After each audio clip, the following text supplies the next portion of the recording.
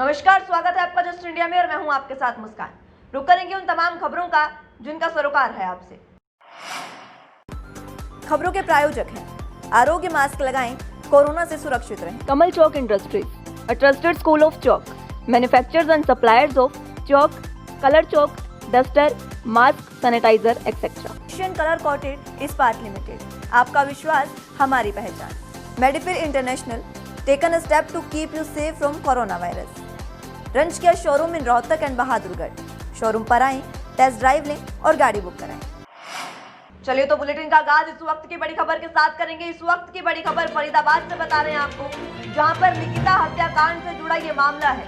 हिंदू संगठन के कार्यकर्ता को धमकी मिली है। इस वक्त की बड़ी खबर, हिंदू संगठन के कार्यकर्ता को निकिता हत्याकांड में धमकी मिली है। पाकिस्तानी नंबर से उन्हें यह धमकी मिली है और धमकी में जान से मारने तक की उन्हें बात कही गई है। बता दें कि निकिता हत्याकांड में हिंदू संगठन के इस कार्यकर्ता ने आवाज उठाई थी और पीड़ित अनुज ने क्राइम सेल में शिकायत भी दे दी है। निकिता हत्याकांड से जुड़ा यह बड़ा मामला, जहां पर हिंदू संगठन के एक कार्यकर्ता को जान से मारने की धमकी मिली है। बता दें, लव जिहाद का एंगल इस हत्याकांड में आया था और वहीं अब पाकिस्तानी नंबर से यह धमकी मिलना दोनों में सम्मेलन बिठाता है।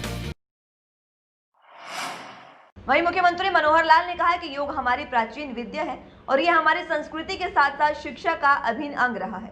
गुरुकुल में पढ़ने वाले बच्चों को योग की शिक्षा दी जाती थी। प्रधानमंत्री नरेंद्र मोदी के संकल्प और दूरदर्शिता से दोबारा से योग को पूरी दुनिया में पहचान मिली है। प्रदेश सरकार ने इस दिशा में कदम बढ़ाते हुए स्कूलों में भी योग प्रशिक्षक तैयार करने की योजना बनाई है। इसी कड़ी में सरकारी स्कूलों के डीपी, पीटीआई और अन्य अध्यापकों को प्रशिक्षित करने के लिए प्रशिक्षण कार्यक्रम का शुभारंभ किया गया है।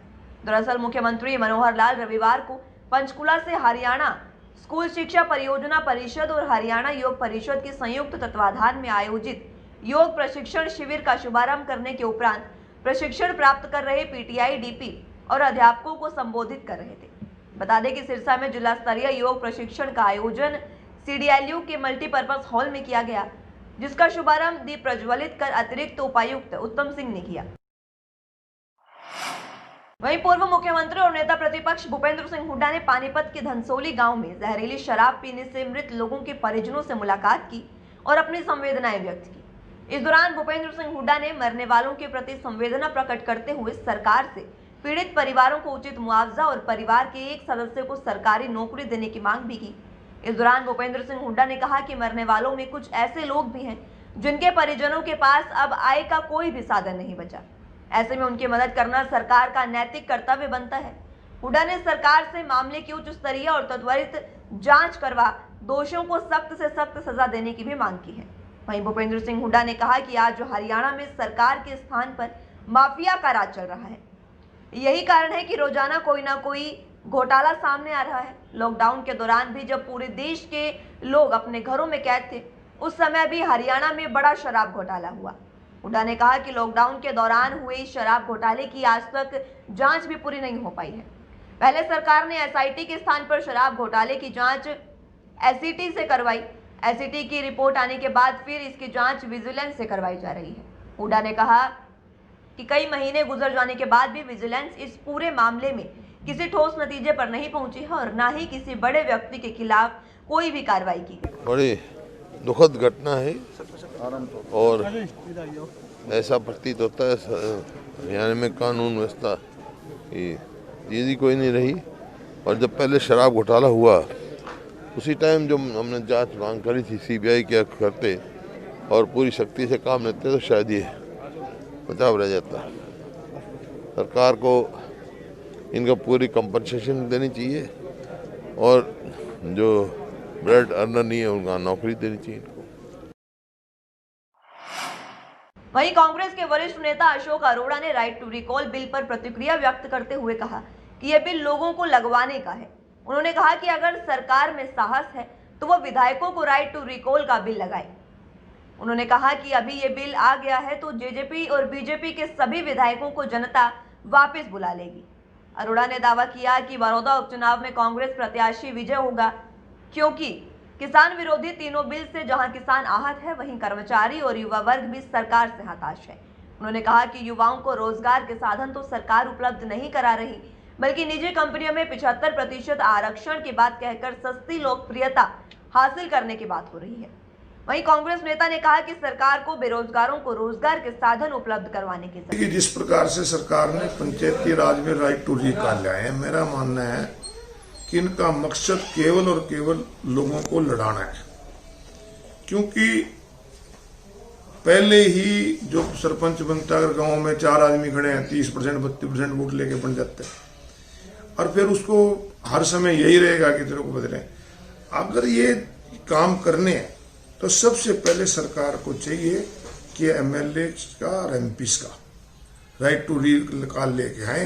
आज लोग इनसे इतना तंग है, आज अगर विधानसभा में पास कर देना कि एमएलए को लोगों को बुलाने का अधिकार होता है, तो इनके जजपा और बीजेपी का एक भी एमएलए ऐसे नहीं होगा जिसको लोग वापस ना बुलाएं। समाज सेवी कांता आलड़िया ने देश की बेटियों के साथ हो रहे बलात्कारों से दुखी होकर वाल्मीकि जयंती और दीपावली नहीं मनाने का लोगों से आह्वान किया और डेरे के बाबा और महंत से कहा कि अपनी सीमा ना लांघें और जनता को बरगलाने का काम बंद करें। वहीं गोलाचिका के जेजेपी विधायक ईश्वर सिंह और बीजेपी के पूर्व विधायक कुलवंत बाजीगर के बीच विकास कार्यों के श्रेय को लेकर वाक युद्ध छिड़ गया है। ईश्वर सिंह ने कहा कि अगर कुलवंत बाजीगर द्वारा विकास कार्य मंजूर करवाए गए थे तो उनके कार्यकाल में पूरे क्यों नहीं हो सके। वहीं कुलवंत बाजीगर बेफजूली की बातें कर रहे हैं। ईश्वर सिंह ने कहा कि जब विधायक अपने कार्यकाल में मंजूर करवाए गए विकास कार्यों को पूर्ण नहीं करवा सकते तो वो उसका श्रेय लेने का हकदार भी नहीं है। वहीं दूसरी ओर कुलवंत बाजीगर ने कहा कि उनके कार्यकाल में मंजूर और तैयार हुए प्रोजेक्ट का ही ईश्वर सिंह उद्घाटन कर रहे हैं और मेरे द्वारा करवाए गए विकास कार्यों का श्रेय ले रहे हैं। बीजेपी के पूर्व विधायक कुलवंत बाजीगर ने कहा कि ईश्वर सिंह के कार्यकाल को 1 वर्ष से अधिक समय हो गया है, लेकिन अभी तक गोलाचिका में कोई भी नया प्रोजेक्ट नहीं शुरू हुआ है। अगर ईश्वर सिंह अपने कार्यकाल में कोई भी प्रोजेक्ट लेकर आते हैं तो वो उसका स्वागत करेंगे। 2017 में काम हुआ, मंजूर हुआ, वो क्यों फिर रोक रखा था 2020 तक? 2017 गई, 18 गई, 19 गई, किसने जो है ना पाबंदी लगा रखी थी? ना कोई स्टे था, ना कोई कोर्ट का दावा था। तो मेरे आने के बाद जो है ना कैसे होगा, पहले करवा लेते। ये तो सरल सी बात ये है, ये जो काम किसने रोका था वो मैं जो मंजूर कराऊंगा।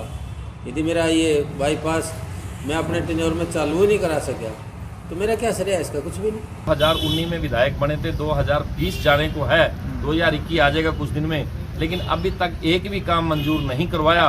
वो कुछ ना कुछ काम मंजूर करवाएंगे कि लोगों को उम्मीदें हैं, वो फाइल लेके मुख्यमंत्री के पास जाएं, वो करवाएं, क्योंकि इस तरीके से अगर वो काम नहीं करवाएंगे तो ये बात ठीक नहीं। वहीं मेवात में जेजेपी की जन कल्याणकारी नीतियों से प्रभावित होकर फिरोजपुर झीरका के ब्लॉक समिति चेयरमैन मुमताज बेगम और वाइस चेयरमैन इरशाद खान ने अपनी पूरी टीम के साथ जेजेपी की राष्ट्रीय अध्यक्ष पूर्व सांसद डॉक्टर अजय चौटाला की अध्यक्षता में जेजेपी की सदस्यता ली। ये ज्वाइनिंग दिल्ली से जेजेपी के राष्ट्रीय कार्यालय में संपन्न हुई।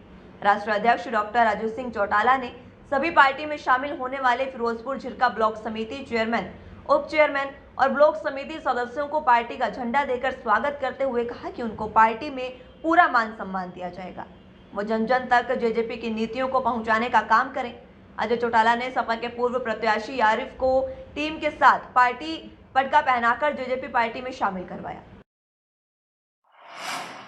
वहीं यमुनानगर में स्वराज इंडिया की ओर से प्रेस कॉन्फ्रेंस का आयोजन किया गया, जिसमें सभी से 9 नवंबर यानी सोमवार को मुख्यमंत्री आवास के घेराव की अपील की गई।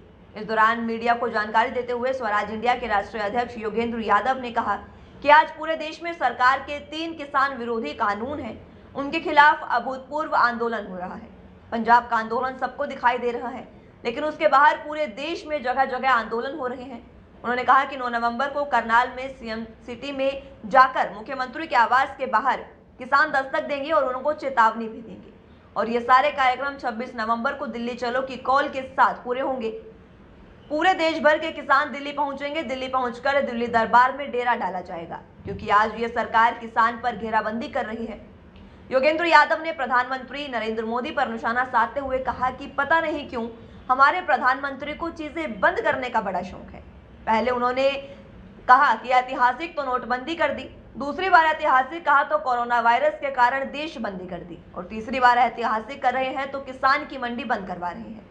तरह तरह के किसान पर दबिश लगाई जा रही है। आज पूरे देश में सरकार के जो 3 किसान विरोधी कानून हैं उनके खिलाफ एक अभूतपूर्व आंदोलन हो रहा है।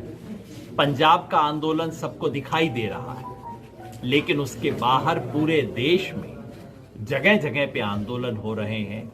9 नवंबर को करनाल में सीएम सिटी में जाके मुख्यमंत्री के घर के बाहर किसान दस्तक देंगे, चेतावनी देंगे, और ये सारे कार्यक्रम 26-27 नवंबर को दिल्ली चलो की कॉल के साथ पूरे होंगे। वहीं रोहतक में श्री अन्नपूर्णा माई शिव शंभू सदा सहाय सेवा समिति की ओर से अन्न वितरण समारोह और रक्तदान शिविर का आयोजन किया गया। यह कार्यक्रम बाबा बालकपुरी धाम में आयोजित किया गया, जिसमें सैकड़ों लोगों ने हिस्सा लिया। मौके पर बाबा कर्णपुरी भी मौजूद रहे और लोगों के भोजन वितरण किया। मौके पर पत्रकारों से बातचीत करते हुए बाबा कर्णपुरी ने कहा कि रक्तदान महादान है, हर व्यक्ति को समय समय पर रक्तदान करते रहना चाहिए। इस दौरान बाबा कर्णपुरी ने रक्तदाताओं का भी तहे दिल से धन्यवाद किया।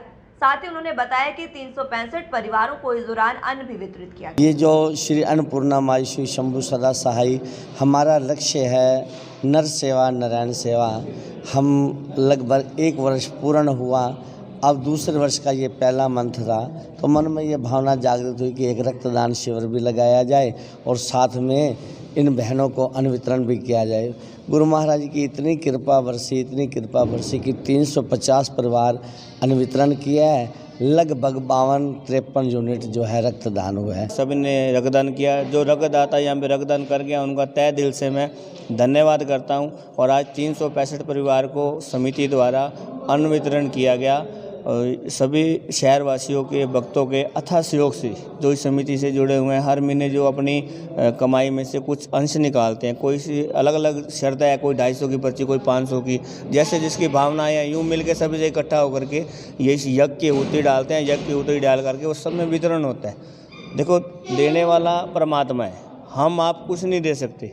उसने हमारे को ये समर्थ बनाया, उसने ये बल बख्शा, तो ये पुनीत कार्य हो पाता, नहीं तो हमारे में कोई ऐसी कोई बात नहीं है जिससे हम ये पुनीत कार्य कर पाएँ। हरियाणा के रोहतक में नगर निगम द्वारा रोहतक को बंदर मुक्त करने का अभियान चलाया गया और रोहतक में 7 से 8 पिंजरे लगाए गए हैं, जिसके तहत रोजाना 12 से 16 लोगों की टीम रोजाना कैंपलेट के तहत उस इलाके में जाती है और वहां पिंजरा लगाकर समस्या से निदान दिलवाया जाता है। आज पूरे रोहतक से टीम ने 80 से 85 बंदरों को पकड़ा है। मामले में नोडल अधिकारी कृष्ण कुमार ने बताया कि बंदरों को पकड़कर पहले उसकी जांच करवाई जाती है और फिर क्लेसर के जंगल में भिजवाया जाता है ताकि वह वहां सुरक्षित रह सकें। नोडल अधिकारी का कहना है कि यह अभियान तब तक जारी रहेगा जब तक लोगों को इस समस्या से निजात नहीं मिल जाती। पार्क उड्डा वाली गली खुशबू मित्तल के हमने बंदर पकड़े 7 से 8 और एफेड गोदाम से हमने बंदर पकड़े हैं 40 से 45 और उड्डा पार्क से पकड़े 35 से 36 बंदर, जिसमें हम टोटल कुल मिला के 80-85 बंदर हो गए और ये बंदर हम सोमवार को क्लेस्टर जंगल में सुरक्षित छोड़ दिए जाएंगे। खबरों के प्रायोजक थे Shri Shyam plywood and lamination, वेंसफिल अपरेट्स लव, boiling water proof plywood, SCF 48 HUDA complex Rohtak, Kamal Chowk industries, a trusted school of chalk, manufacturers and suppliers of chalk, color chalk, slate pencil, duster, dustless chalk, housekeeping material, mask, sanitizer, hand wash. Office number 201, first floor, town centre mall, D park, model town, Rohtak. Corona महामारी से लड़ने के लिए आरोग्य mask लाया है आपके लिए सबसे आधुनिक मास्क। इसके साथ ही आपको मिलेगी आधुनिक PPE किट, वो भी बहुत ही सस्ते रेट पर। contact@arogyamask.com पर जाएं और हमसे संपर्क करें या फिर www.arogyamask.com से जुड़ें। इसके साथ ही आप हमें कॉल कर सकते हैं। हमारा पता है Anand international, plot number 181, Panipat, Haryana. Be Fast Fit, India's fastest growing fitness chain, now at Rohtak D Park.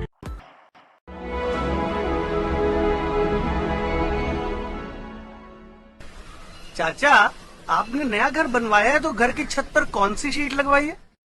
बेटा, मैंने अपने घर की छत पर एशियन शीट लगवाई है क्योंकि वो कभी न मिटने वाले ओरिजिनल निशान की चादरें हैं। साथ में ISI का चिन्ह, 5 साल की वारंटी के साथ साथ पैसों का सही मूल्य देने वाली वही इकलौती शीट्स हैं। क्योंकि नाम नहीं, पहचान जरूरी है। फिलहाल के लिए इतना ही। जुड़े रहिए जस्ट इंडिया के साथ। नमस्कार।